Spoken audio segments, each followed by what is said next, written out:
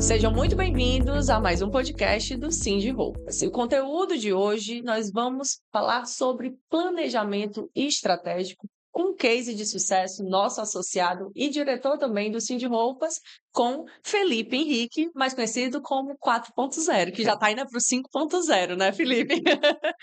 Felipe, obrigada por mais uma vez estar aqui. Você bem sabe que a Revide como um todo, mas você, né, essa sua sede de conhecimento, de ir atrás, de ser uma mente inquieta, nos motiva muito. Então, por isso que sempre a gente quer você perto, agora principalmente como diretor, né, um dos diretores do sindicato, mas te ouvir é muito bacana, acho que principalmente é muito enriquecedor para os empresários que estão em casa, para ouvir um pouco sobre a sua marca, mas principalmente sobre as dores atuais do mercado e como você está trabalhando, né, junto a isso a sua empresa, tá bom? Então seja muito bem-vindo. Muito obrigado pelo convite, né? E é um prazer poder compartilhar aqui os conhecimentos que a gente vem adquirindo nessa carreira. Maravilha, maravilha. Felipe, não sei se todo mundo conhece, mas fale bem breve, assim, eh, o que é a Revide, né? Como foi que surgiu a Revide, de uma forma bem rápida mesmo, para até aguçar a curiosidade. E o pessoal de casa, em outros podcasts, né, que nós já tivemos falando sobre a história da Revide. Vamos lá, né? A Revide nasceu de uma inquietude que eu tinha, né? Na parte de empreendedorismo, né?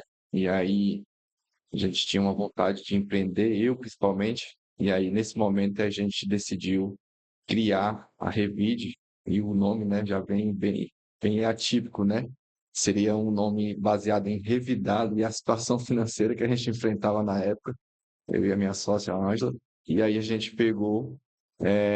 A Ângela tinha um pouquinho de conhecimento sobre vendas de produtos em atacado, na época era luva, roupas em geral, e aí por que não ser moda, né? Entrar nesse segmento. E aí a gente começou isso em 2019, né? A Uhum. Revit, para fabricar pijamas, né? E aí foi justamente naquele período que começou, logo depois começou a pandemia, e aí o produto casou com a ocasião, né? Que o público, o grande público estava em casa, e aí a marca foi crescendo nesse momento aí, tendo uma força inicial bem Uhum. assim fora da curva, né? E a gente foi agregando nesse ponto, né? Como você falou, eu sou diretor de inovação, né, na parte do Cindy Roupas, e aí eu sempre gostei de tecnologia, e aí eu atrelei a tecnologia dentro da Revide nesse momento, e ela ganhou muita força devido a essa capacidade de inovação, e a gente foi criando ali um site, um ecossistema baseado nesse princípio. Perfeito. Como é que vocês utilizam esses dados, né, que vocês trazem? Porque foi através de uma dor da pandemia que vocês se destacaram, né? Teve muitas marcas que surfaram essa onda, né, e souberam faturar, e teve marcas que fecharam, enfim, foi a realidade de muitos, né? Mas como foi que vocês trouxeram essa experiência vivida, essa tua vontade até, né, esse teu entusiasmo pela, pela inovação para dentro da tua empresa? Como foi o início, assim? Foi através de uma programação? Foi através de uma logística que vocês criaram? Ou até mesmo que você ouviu e trouxe para dentro da empresa? Como foi que funcionou? Foi muito de casos, né? Análise de casos. Eu tinha alguns colegas que, ali no momento, tinham confecções. E aí eu era muito de estudar os casos deles, analisar, acompanhar, ir nas empresas, Mesmo você sem ter confecção? ver se tem confecção. E aí eu chamo assim de intercâmbio de moda, que eu, nesse momento, eu estava na minha segunda graduação, eu Hum. fazia processos químicos industriais no IFCE. E aí eu peguei, tranquei e fiquei indo todo dia pela manhã num colega meu que tem uma confecção de plus size. E aí, moda plus size, ele fabrica. E aí eu ia lá e eu falei assim, olha, eu posso ficar aqui somente assistindo você fazer as suas coisas do dia a dia? Ele pode. Mas eu não vou perguntar, não vou atrapalhar, vou ficar só aqui, ó, acompanhando, só observando. E aí eu passei 6 meses nesse ciclo. Quando eu tive o pensamento de criar a marca, eu peguei essas informações daquele ali, compilados de coisas, de dores, né, que ele tinha, e aí eu falei assim, rapaz, vou fazer diferente, vou vir na contramão do mercado, né? Fazer uma coisa diferente, uma coisa que não é o que todo mundo faz. Que aí foi nesse momento que a internet ganhou muita força, né? Você Uhum. fazer a venda digital, você ter o mercado digital ali na sua mão. E aí eu comecei a estudar sobre esse assunto, e esse assunto foi me dando aquela escala que eu precisava no começo, né? A visibilidade, como é uma marca que as pessoas não conheciam, uma marca nova, uma marca que estava iniciando naquele momento, pouca credibilidade, e aí foi criando isso ao longo do tempo, conforme esse momento da internet ele possibilitou. E aí, devido a essa proximidade, e eu gostar bastante dessa questão tecnológica, porque eu gosto dessa questão tecnológica? Antes dessa profissão, eu fui professor, né? E professor de mecânica. E Chique. aí gostava de bastante coisas tecnológicas, né? E aí eu ficava vendo uma moda, de certo modo, um pouco atrasada, né? Em alguns processos, Com né? certeza. E algumas metodologias. E já dentro da indústria metalmecânica, ela já tinha esse termo 4.0, né? Hoje já tem 5.2, 5.0, e aí você consegue ter uma visão melhor. E aí eu vim com essa visão de fora. Eu não tinha conhecimento em moda, mas eu tinha conhecimento em tecnologia.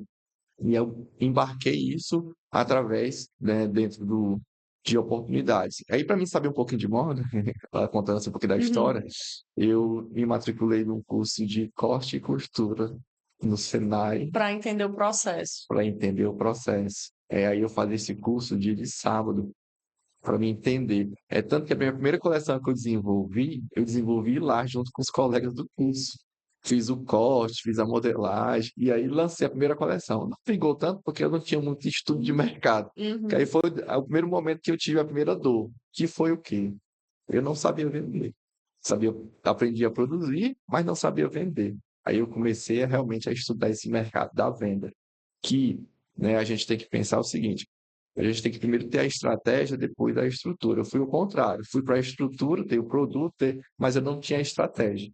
Interessante. E qual foi a estratégia, Felipe, assim, naquele período, né, pré-pandemia, vamos dizer assim, porque 2019 a gente já começou a ouvir, né, sobre a pandemia. E acho que foi em 2020 que começou aqui, né, a atingir Isso. aqui. Então, assim, como foi esse processo e o que foi através dessa dor? Qual foi a tua estratégia que tu achou que vingou mais para Revide ser o sucesso que é hoje de venda? Primeiro ponto foi eu não querer ter loja física. Uhum, Eu queria fazer tudo digital, porque eu não tinha recurso para ter loja física. Então eu tinha que fazer tudo de uma forma econômica, uhum. né? Então eu não tinha estrutura. Então eu tinha que ter uma estratégia muito afiada. E aí eu vi essa possibilidade através dos marketplaces, na época que já estava começando a ser inseridos dentro da internet, que era o Facebook, o primeiro canal, o segundo canal ali era o Mercado Livre, depois uma Shopee. E aí a gente foi estudando esses mecanismos que possibilitavam, mesmo você sendo uma marca regional, uma marca que não tinha conhecimento, você atingir públicos em todo o Brasil. E aí, quando eu vi essa possibilidade de atingir esse público, né, em todo o Brasil, eu vi um forte crescimento, uma possibilidade de forte crescimento. Por quê? Eu não precisava ser uma marca consolidada para poder vender. Eu precisava ter o produto, né? E o produto adequado ao público.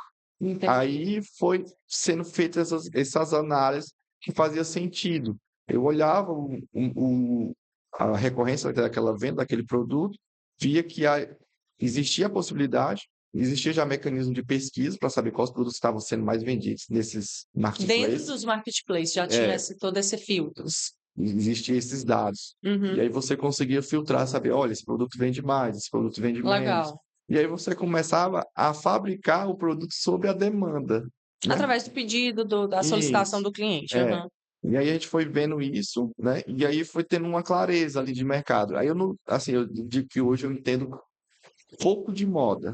Estou começando agora, né? Mais multimercado. Muito de mercado, seria esse o segmento, né? Uhum. Então hoje, por exemplo, eu quero fazer novos produtos, então eu vou falar com um especialista de moda. Ah, mas Interessante. eu faço teste desse produto para ver se a estratégia de venda vai dar certo. Aí, Entendi. se deu certo, eu boto na produção. Se não deu certo, vou testar outro produto e assim por diante. Vocês hoje, hoje trabalham com pijamas, é apenas feminino ou masculino e feminino? No início, era só feminino, Uhum. certo? Mas a gente foi fazendo um estudo que existia uma venda complementar se a gente tivesse os outros produtos. Por exemplo, se eu tivesse um infantil, se eu tivesse um masculino. Por quê? Existem situações e ocasiões que o cliente vai fazer o pedido mínimo, mas ele não se agrada de todos aqueles produtos. Mas se tiver um produto que dê numa filha, que dê no marido, ele vai complementar e vai atingir o pedido mínimo e vai conseguir complementar. Então a gente sempre fez. Aí foi nesse momento que surgiu a necessidade de fazer estudos sobre curva ABC de produtos.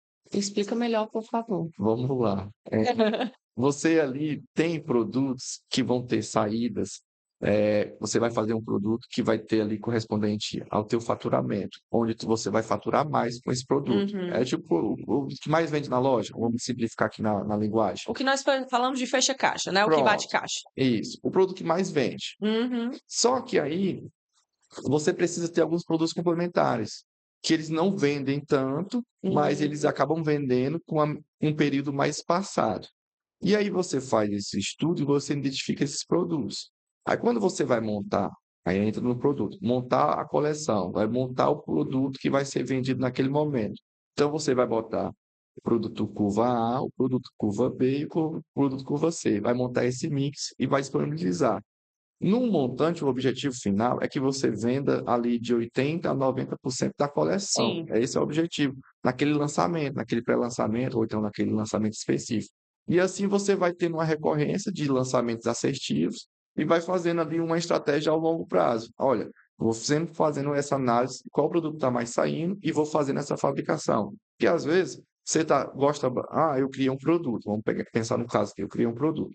Eu gosto muito do produto, mas será que meu público gosta do produto? Porque e aí eu acho que você acaba ganhando, porque quem é apaixonado por moda, quem começa uma marca apaixonado pela moda em si, nós, e eu digo isso como experiência própria, nós criamos o que é bonito aos nossos olhos, né? Mas será que é ao cliente E nem final? sempre, assim, acho que a maioria das vezes não é viável para o cliente, não é a realidade do que o cliente quer. É. E aí você que já entrou com essa vontade de empreender, voltado mais para a inovação, com essa questão, essa curiosidade mais na questão da venda, né, do empreender mais do que da estratégia de moda, eu acredito que você consiga, acho que pensar mais racionalmente no que seria interessante para vender, É que né? o importante no final é o faturamento e o resultado É o líquido que é da sustenta, fábrica, é né? o que É o que sustenta, né? sustenta a moda no geral, né? E aí, se a gente pegar e botar isso na prática, é esses estudos que eu faço constantemente. Hoje eu ainda venho aprendendo bastante sobre esse assunto, né? Estudo, faço todas as minhas análises. Hoje existem ferramentas mais avançadas, né? Antigamente era uma planilha que você tinha que fazer ali o compilado de informações. Hoje você consegue adicionar dentro de inovação as IAs para poder te ajudar a filtrar essas informações, te entregar um relatório mais definido. E aí você começa a ter esses dados, né, de uma série histórica. Aí outra coisa importante, registrar essas informações, né? Eu acho que muitos de nós da moda não registra as informações. Tem as informações, mas não sabe utilizá-las. Por exemplo, eu vendi muito, mas quanto foi isso em porcentagem? Esse produto saiu em quanto tempo? Qual foi o tempo que ele passou na tua prateleira?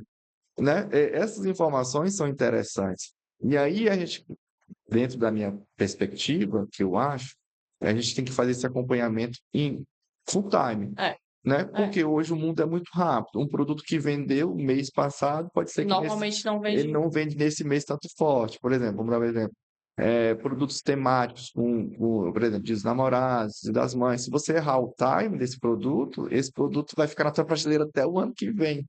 Então, isso tem que ter feito uma análise desses dados. Aí é onde entra. A gente pega, eu acho que vendeu, gostei tanto desse produto, vendeu tanto. Às vezes, quando você vai fazer a matemática, ele nem está se pagando, porque ele não vendeu o suficiente, não chegou no ponto de equilíbrio. E aí, onde as tecnologias, né, sistemas, né, RPs, as IAs hoje também para analisar esses dados, porque, por exemplo, hoje tem um sistema que gera todos esses dados. Aí cabe você, como operador, interpretar e tomar decisão.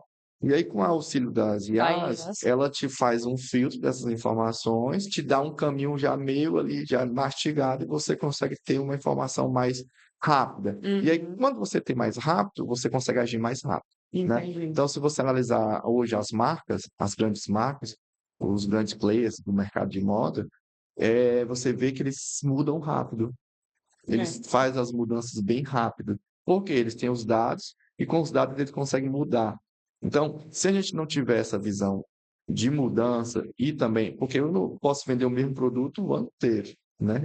O público vai saturar. Então, eu tenho que ter essas mudanças durante o ciclo. É normal você ter essas mudanças. Sim. Então, a marca começou com um produto e ela vai migrando para outro produto, e assim é o mercado. Isso é normal.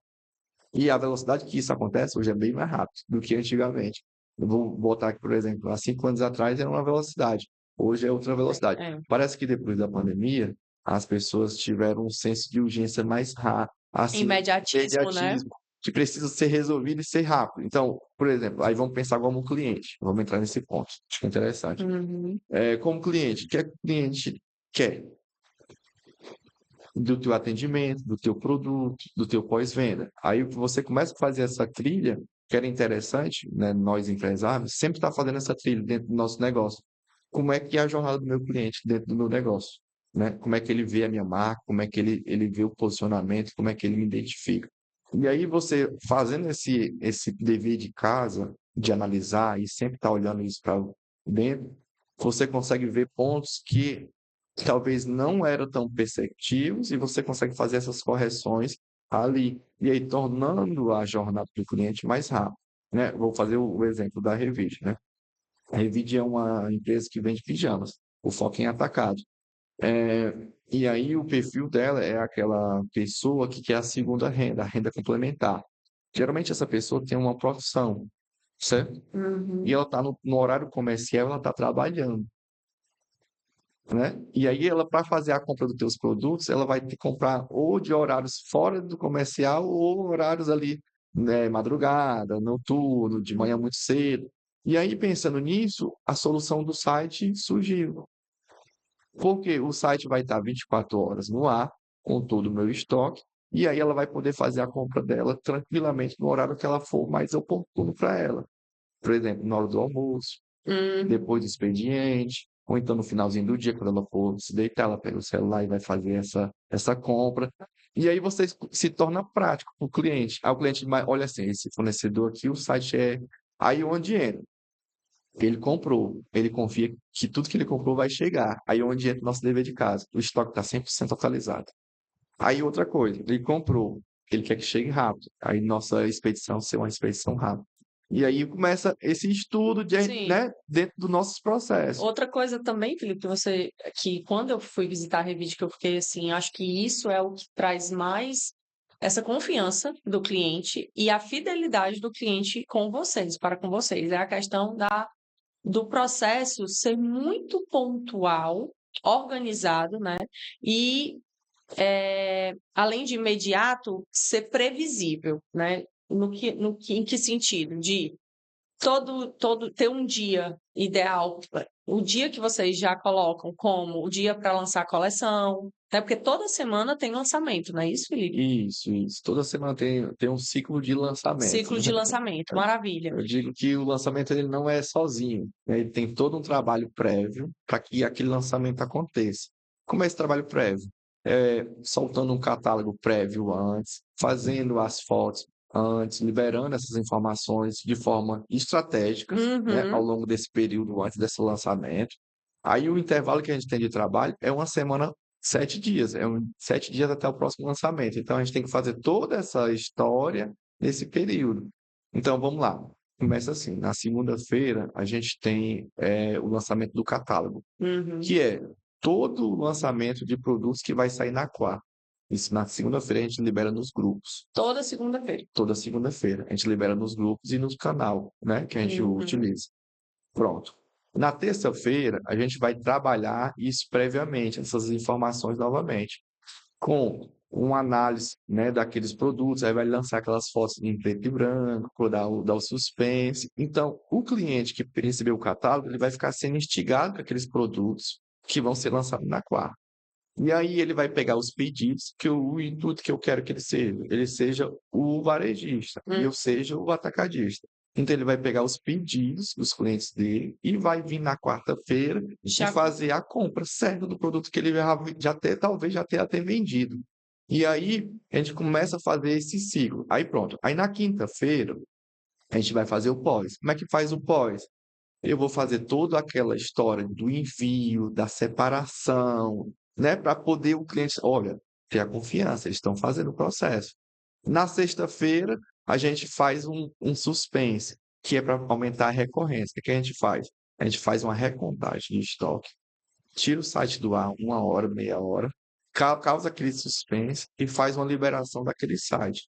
Aí, realmente, algumas peças de alguns pedidos que foram cancelados retornam para o site e aí entram mais vendas daqueles clientes que ficaram com alguns uma produtos dúvida. faltantes. Uhum. E aí começa a ter uma recorrência maior na sexta-feira. Sensacional. Aí no sábado a gente faz um trabalho de mídia, liberar realmente as mídias do Instagram, do TikTok, De vocês mesmo. isso, fazer um trabalho de mídia.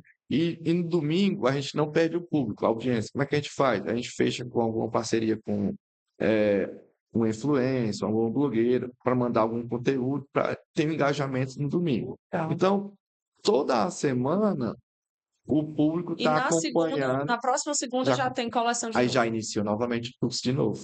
Então, toda segunda começa. Aí, por que essa estratégia de toda semana começar? Vamos lá.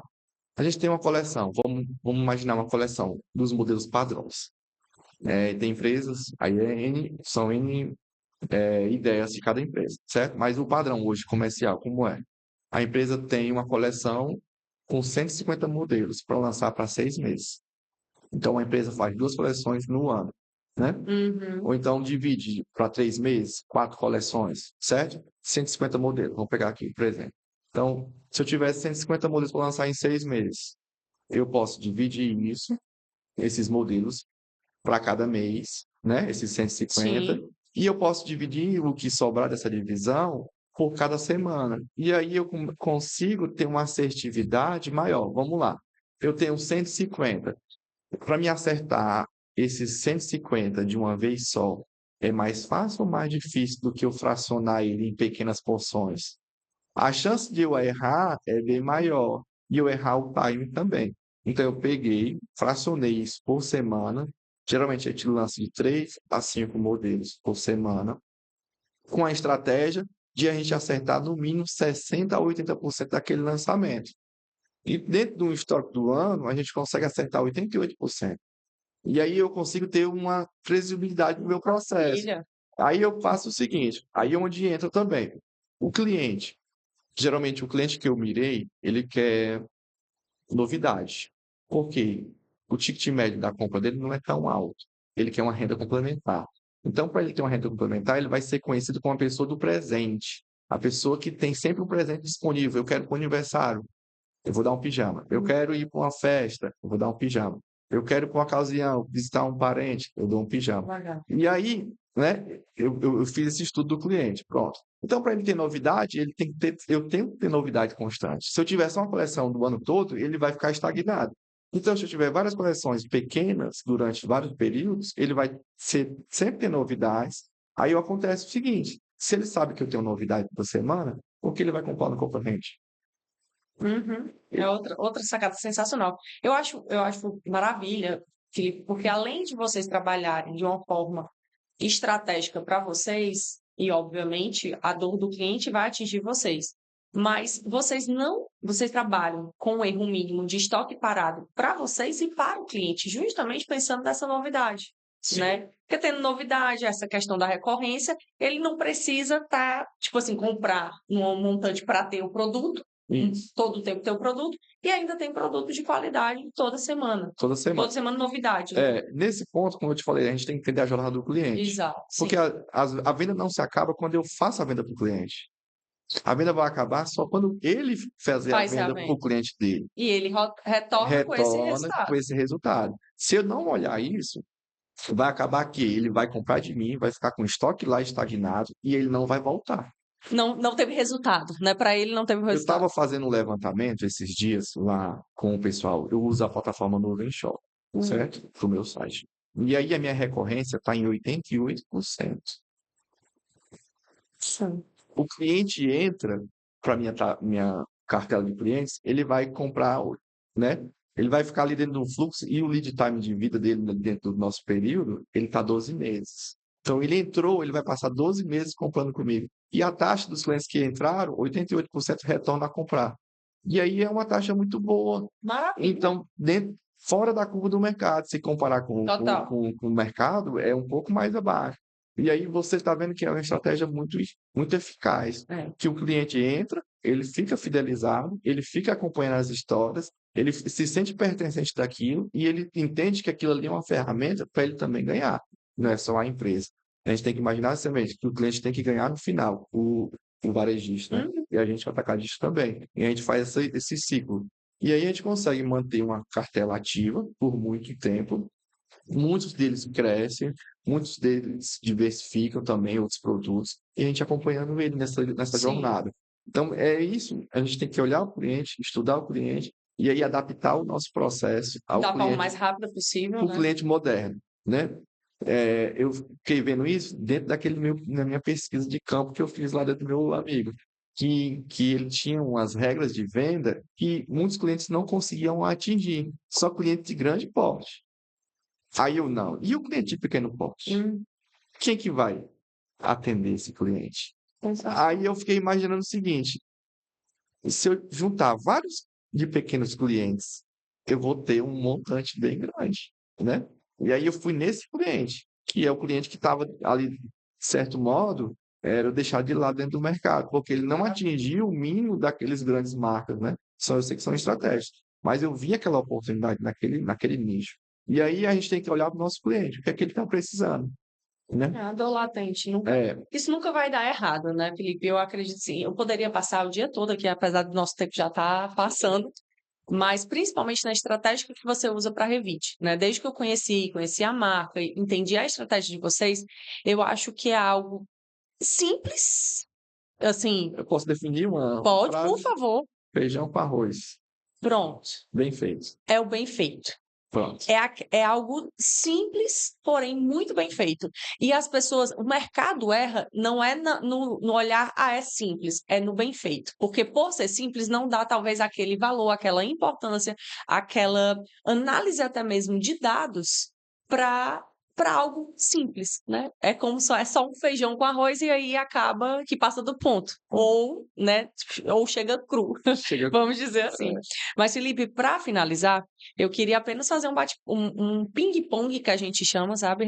Perguntas e respostas rápidas, tua visão mesmo no mercado, para a gente finalizar esse bate-papo, né? Que eu agradeço imensamente mais uma vez você estar aqui. Mas o que você me diria que seria um erro comum das marcas? Erro comum: não olhar o cliente, não ver a jornada do cliente, seria isso. Ok. Um indicador que todo empresário deveria acompanhar. A eficiência da coleção, se ela foi assertiva ou não, De cada coleção. de cada coleção. Tem que ser um estudo bem específico de cada coleção. Uhum. Uma tendência que merece atenção.